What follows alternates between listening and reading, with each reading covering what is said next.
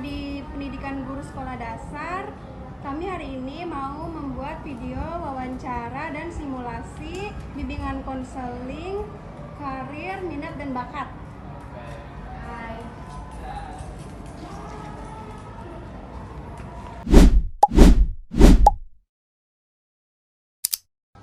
Assalamualaikum warahmatullahi wabarakatuh. Waalaikumsalam warahmatullahi wabarakatuh.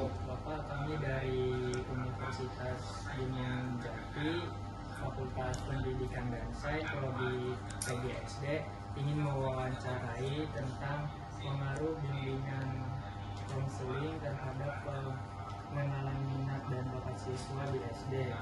Nah, pertama itu dengan Bapak siapa?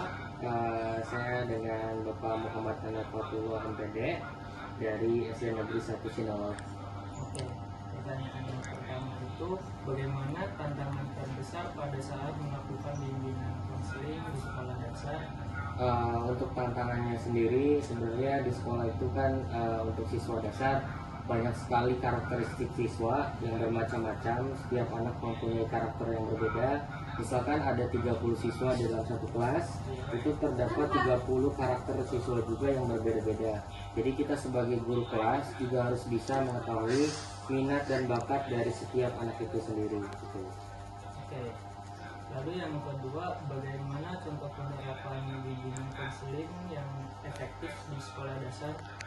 Untuk penerapan bimbingan konseling di sekolah dasar, biasanya ini kita mengamati dan mengobservasi setiap siswanya. Kita cek satu-satu apakah ada siswa yang memang harus dibimbing konselingkan atau tidak. Biasanya setiap anak tuh mempunyai masalah pribadinya masing-masing, terutama ada saja anak yang memang bullying terhadap temannya, misalkan mengolok-olok nama orang tua, terus bercanda, kemudian banyak halnya lagi seperti itu. Biasanya diterapkan di akhir pembelajaran ketika sedang ada selesai pembelajaran itu sendiri. Lalu yang ketiga, bagaimana pengalaman Bapak saat melakukan bimbingan konseling di sekolah dasar?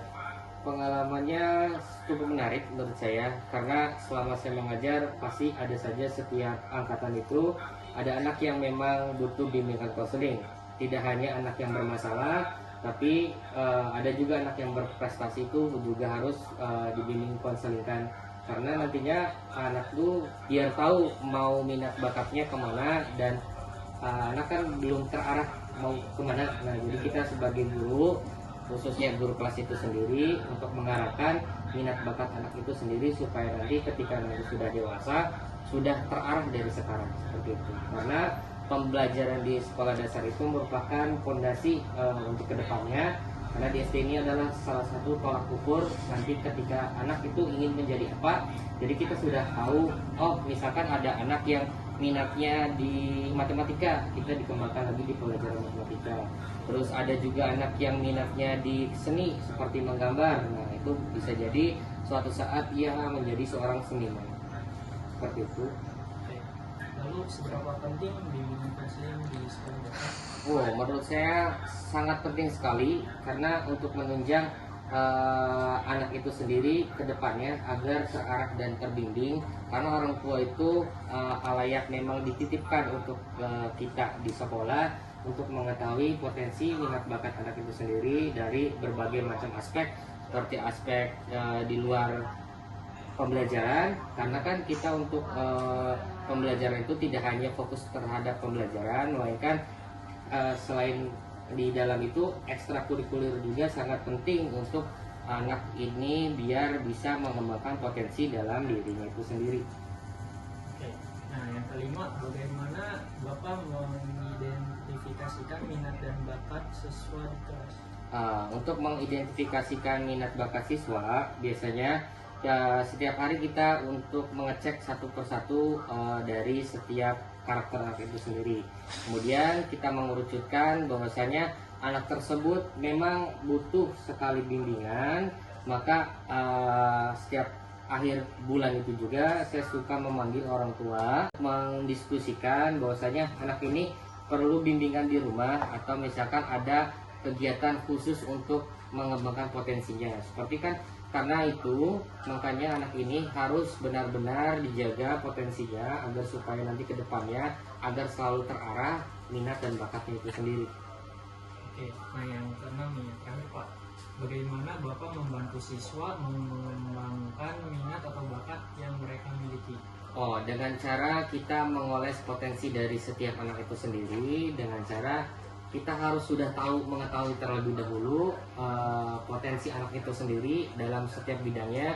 Ada setiap anak yang memang menyukai pembelajaran matematika, bahasa Indonesia, olahraga, sains gitu ya. Jadi kita sudah harus mengetahuinya terlebih dahulu, kemudian kita kembangkan agar supaya memang anak itu berpotensi kemudian hari bisa mengikuti kegiatan perlombaan, atau misalkan anak nih ada butuh bimbingan belajar di rumah, juga kita harus sudah mengetahui dari setiap karakteristik setiap anak itu sendiri, seperti itu. Jadi sebagai guru kelas, saya di kelas 6 itu potensi anak itu sangat beragam macamnya, banyak sekali, dari tidak hanya dari akademik, non akademik juga memang harus segera ditingkatkan, karena nanti untuk mengasah potensi anak itu biar mudah berkembangnya. Apalagi ada anak yang suka membaca, itu sangat potensi sekali ke depannya untuk bisa dikembangkan kembali lagi. Terus dalam bidang matematika juga ada gitu. Jadi intinya sih kita sebagai guru untuk supaya bisa mengarahkan peserta didik kita agar lebih baik lagi ke depannya dan bisa bermanfaat di kemudian hari. Seperti itu. Terima kasih ya Pak Siap. atas wawancara yang Ya. singkat ini telah mau menjadi narasumber. Siap. Kami dari mahasiswa Unsur Jati mengucapkan terima kasih. Siap. Sama-sama. Semoga sukses selalu. Tetap semangat. Siap. Ya, Pak. Siap. Sama-sama. Ya.